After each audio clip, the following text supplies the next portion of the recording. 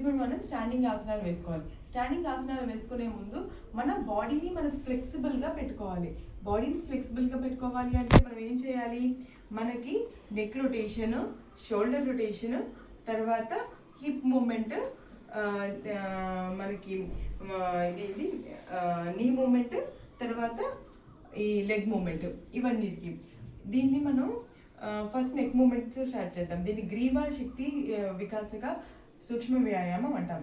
ఈ గ్రీవా శక్తి వికాసక సూక్ష్మ వ్యాయామంలో neck rotation, hip మీద చేతులు పెట్టుకోండి. చక్కగా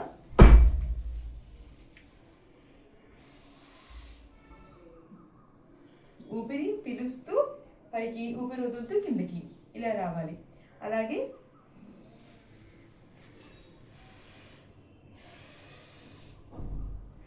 ఆపోజిట్ సైడ్ ఇలాగా మనం ఈ 10 టైమ్స్, ఇటు ఒక 10 టైమ్స్, ఇటు ఒక 10 టైమ్స్ చేయాలి. మనకి ఈ గ్రీవా శక్తి వల్ల మెడ దగ్గర ఉన్న మనకి స్పాండిలైటిస్ లాంటి సమస్యలు ఉన్న వాళ్ళు కొంచెం జాగ్రత్తగా చేసుకోండి. ఏ సమస్యలు లేని వాళ్ళు మాత్రం నెక్ మూమెంట్ చేసుకోవచ్చు. స్పాండిలైటిస్ ఉన్న వాళ్ళు మీ లెవెల్ బట్టి మనం చేసుకోవాలి. స్పాండిలైటిస్ కూడా ఇది అవుతుంది, కానీ క్యూర్ అవ్వడానికి ముందర మనకి బాగా ఎక్కువగా ఉంటాయి మెడ నొప్పులు, డిస్క్ ప్రాబ్లమ్స్ ఉంటే కొంచెం జాగ్రత్తగా చూసుకోవాలి. ఇది అందరూ మిగతా వాళ్ళందరూ చేసుకోవచ్చు. తర్వాత మెడని ఊపిరి పీలుస్తూ వెనక్కి తీసుకెళ్ళి ఊపిరి వదిలితే కిందకి వెళ్ళడం. ఓకే, ఇలాగా ఒక 10 టైమ్స్ చేసుకోవచ్చు. తర్వాత భుజశక్తి వికాసక సూక్ష్మ వ్యాయామం. ఈ భుజశక్తి వికాసక సూక్ష్మ వ్యాయామంలో మనం ఈ రొటేషన్ చేస్తాము. అలాగే భుజాన్ని కంప్లీట్గా కలుపుతాం. ఫస్ట్ ఒక భుజంతో, సింగిల్ భుజంతో మనం 1 2 3 4 5 6 7 8 9 10 1 2 3 4 5 6 7 8 9 10. అంటే మనం ప్రతి బాడీలో ప్రతి మూమెంట్ మనం చేయాలి. కాబట్టి ఇవి చేస్తే ప్రతి అవయవం కదులుతుంది. ఫస్ట్ కదిలి మనకి ఏమిస్తుంది? మనం ఆసనాలు చేసుకోవడానికి అర్హతనిస్తుంది. ఓకే, సో ఇది next rotate in opposite direction. ఇట్లా కూడా రొటేట్ ఇన్ ఆపోజిట్ డైరెక్షన్. ఇది 10 టైమ్స్ చేసుకోవచ్చు. తర్వాత ఈ భుజాలని ముందుకి రొటేట్ చేయడం, తర్వాత వెనక్కి రొటేట్ చేయడం. అలాగే మనకి చేతుల్ని ముందుకు చాపడం, వెనక్కి చాపడం, ఇలా. Next hands. మనకి కొంతమంది మనం గిన్నెలు పట్టుకునేటప్పుడు అప్పుడు హ్యాండ్స్ వణుకుతాయి, లేకపోతే ఒక్కొక్కసారి జారిపోతాయి, మనకి గ్రిప్ ఉండదు హ్యాండ్స్లో.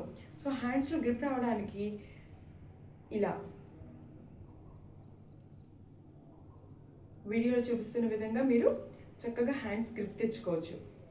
అంటే మనం ప్రతి పార్ట్కి ఆక్సిజన్ ఇస్తున్నాం అనమాట. ఇలా ఇవ్వడం ద్వారా మనం ప్రతి పార్ట్ కదలిక ద్వారా ఆక్సిజన్తో కదులుతూ ఉంటుంది అనమాట. నెక్స్ట్ మనకి చేతులు బలం రావడానికి ఈ చేతిని ఇలా తీసుకుని, ఈ చేతిని ఇలా పెట్టి, ఈ రెండింటిని ఇలా క్లబ్ చేసి ఇలా 1 2 3 4 5. ఇది కూడా మనం మన ఫీజిబిలిటీ బట్టి, అంటే మనకి ఒక్కరోజు చేసేస్తే వచ్చేది, రోజుకి నెమ్మదిగా పెంచుకుంటే వస్తుంది. నెక్స్ట్ ఇలా 1 2 3 4 5 ఇలాగా ఇది చేసిన తర్వాత నెక్స్ట్ ఏం చేస్తాము మనము? దీని తర్వాత ఈ పార్ట్ని, అంటే మనం కొంచెం హిప్ పార్ట్ని మనం రొటేట్ చేస్తాం అనమాట. హిప్ రొటేషన్ వల్ల యూజ్ ఏంటి? హిప్ రొటేషన్ వల్ల హిప్ జాయింట్ దగ్గర ఉన్నవి ఇవన్నీ కూడా కదులుతాయి. కదలిక వల్ల మనకేమొస్తుంది? మన ఈ కదలడం ద్వారా ఇక్కడికి కూడా, అంటే ఎక్కడికైతే రక్త ప్రసరణ మనకి కంప్లీట్గా జరగాలి. ప్రతి చిన్న పాయింట్కి మనకి రక్త ప్రసరణ అవ్వాలి అంటే ప్రతి చిన్న పాయింట్ని మనం కలుపుకోవాలి. ఇలాగా కలిపి నెక్స్ట్ ఇలా ఆపోజిట్ డైరెక్షన్ కలుపుకోవాలి. ఇది అయిపోయిన తర్వాత దీన్ని జంగా శక్తి అంటారు. నీ రొటేషన్ 1 2 3 4 5 అలాగే లోపలికి 1 2 3 4 5. ఓకే, తర్వాత లెగ్ రొటేషన్. మనకి ఎక్కడైనా ఇబ్బంది కలిగితే లెగ్స్ ఈ మధ్య చాలా మందికి ఫ్రాక్చర్స్ కూడా అవుతుంటాయి. చిన్న చిన్న ఎయిర్ క్రాక్స్ అయిపోతూ ఉంటాయి గబుక్కున మడత పడితే. అంటే మనం ఏం చేస్తాము, ఆ కాల్ని అంతలా కాదు, రోజు నడిచేస్తాము, ఫాస్ట్ నడిచేస్తాము, మన ఇష్టమైనట్టు నడుస్తాము. కానీ కాలు దగ్గర ఉన్న నరాలకి ఫ్లెక్సిబిలిటీ అనేది చాలా మటుకు మనం ఇవ్వము. కాలు దగ్గర ఉన్న నరాలకు కూడా మనకి ఫ్లెక్సిబిలిటీ ఇస్తే ఆ నరం వంగగలుగుతుంది అనమాట. ఒకవేళ మనకి ఏదైనా ప్రాబ్లం వస్తే గబుక్కును ఎయిర్ క్రాక్లు కానీ ఇలాంటివి కానీ రాకుండా ఉండడానికి సాధ్యమైనంత వరకు ఉంచుకుంటుంది అనమాట బాడీ. ఇప్పుడు మనం చక్కగా లెగ్ రొటేట్ చేయాలి. Opposite direction moment. ఆ తర్వాత కాళ్ళకి చిన్న చిన్న మూమెంట్స్ ఇవ్వాలి. వేళ్ళు కూడా వేళ్ళ దిక్కు నుంచి 1 2 3 1 2 3 వేళ్ళ దగ్గర నుంచి మూమెంట్ ఇవ్వాలి. ఇది లెగ్ వైపు, అలా ఆపోజిట్ కాలు. ఇలా మనం చేస్తే ఇది మొత్తం సూక్ష్మ వ్యాయామాలు అవుతాయి అన్నమాట. అంటే సింపుల్గా మనం చేసుకోవచ్చు. ఆ సింపుల్ వాటితోటి మనం మన బాడీని కంట్రోల్లో పెట్టుకోవచ్చు.